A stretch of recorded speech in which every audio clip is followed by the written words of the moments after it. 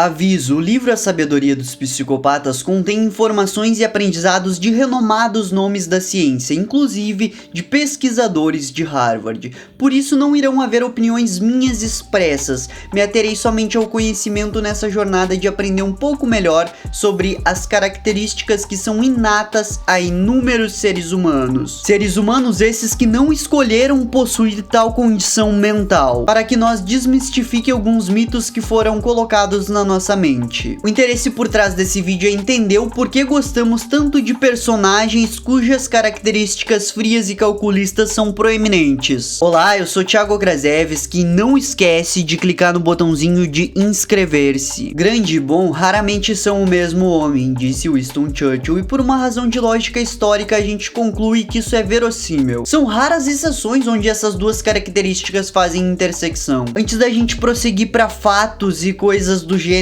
sobre psicopatas, eu preciso contar uma história para você. Pense agora em um escorpião. Ele tá sentado na beira de um rio e perto dele tem um sapo. Ambos precisam chegar do outro lado do rio e o escorpião resolve pedir ajuda pro sapo, para que o sapo leve ele nas costas através da água. Ele argumenta ao sapo que tem assuntos importantes do outro lado, mas que não consegue nadar porque a correnteza tá muito forte. O sapo fica meio relutante e diz ao escorpião que ele tem um ferrão muito grande na ponta da cauda. Como que ele vai conseguir confiar no escorpião? Ele estaria correndo perigo se o escorpião subisse nas suas costas, afinal, a natureza do escorpião é ferroar. E o escorpião se antecipa e contrapõe que o sapo tem toda a razão do mundo, essa realmente é a natureza dele, só que isso não é do seu interesse no momento. O escorpião afirma que o que ele quer mesmo é chegar do outro lado do rio e dar sua palavra ao sapo que ele não sofrerá nenhum dano. O sapo fica meio relutante, mas acaba aceitando. Ele percebe que o escorpião não vai picar ele se ele não quiser. Assim que o artrópode sobe em suas costas, o sapo já pula na água e já vai nadando. Só que de repente, no meio do caminho, subitamente o sapo sente uma dor aguda muito forte nas suas costas. Ele olha de canto de olho e vê o escorpião tirando o ferrão da sua pele. Já tá começando a vir uma sensação de mal-estar no sapo e ele, indignado, diz: "Você disse que queria chegar do outro lado,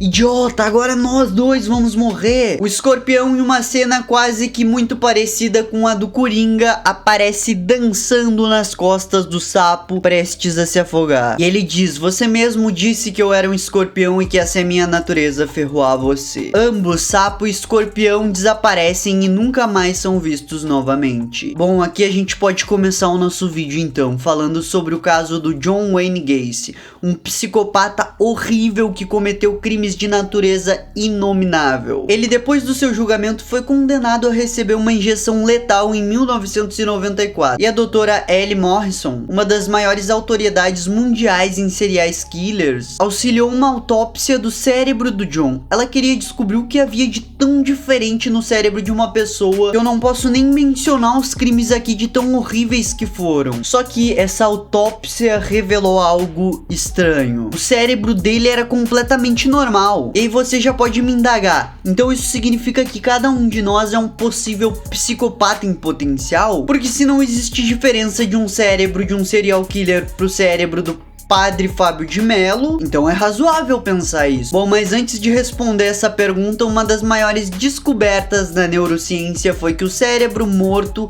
é muito diferente de um cérebro vivo.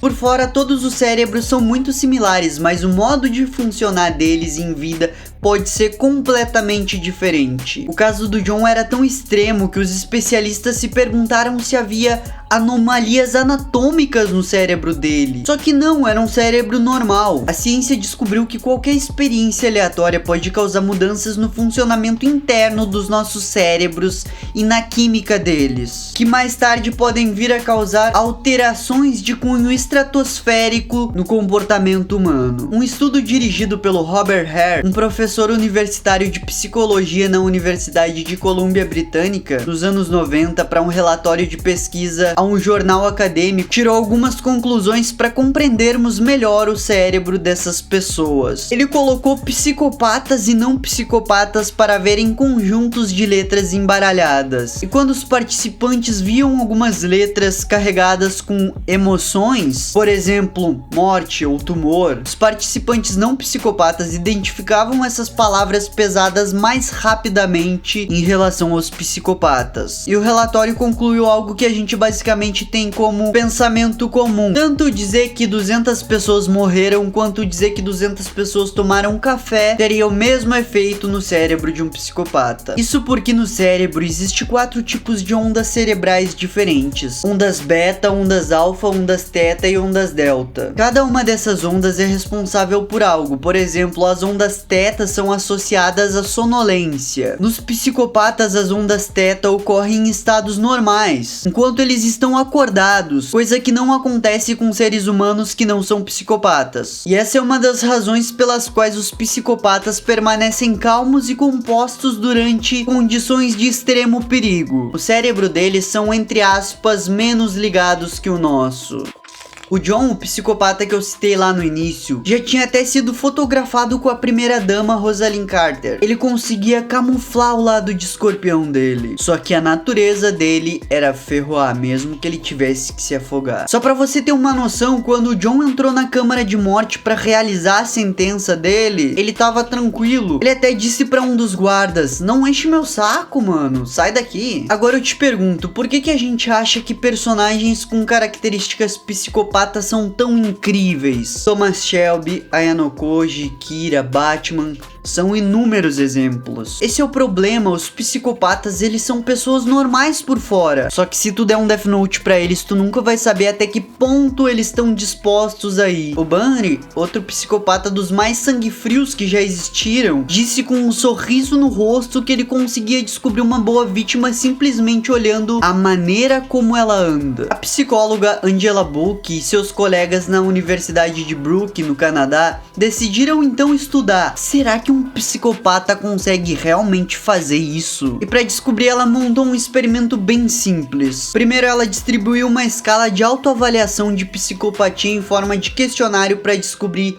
traços de psicopatia na população do teste. Depois, em uma prisão e hospital para 47 estudantes do sexo masculino. Então, assim que ela obteve os resultados, ela classificou como pontuação alta ou baixa esses alunos. Ou seja, aqui a gente já consegue ter uma noção que uma pessoa normal pode ter certos graus de psicopatia. Depois ela pegou mais 20 pessoas para fazer perguntas demográficas comuns. Só que ela filmou essas 20 pessoas enquanto elas caminhavam por um corredor e perguntou se essas pessoas já tinham sido vítimas de ataque no passado, se sim, quantas vezes e etc, tentando ver quem eram as pessoas mais vulneráveis do grupo. Depois ela mostrou a filmagem dessas pessoas caminhando aos 47 participantes originais com o desafio deles classificar em uma escala de 1 a 10 a vulnerabilidade dessas pessoas. E o resultado foi assustador. A afirmação do Bunny tinha se sustentado. Os caras com pontuações mais altas na escala de psicopatia conseguiram realmente determinar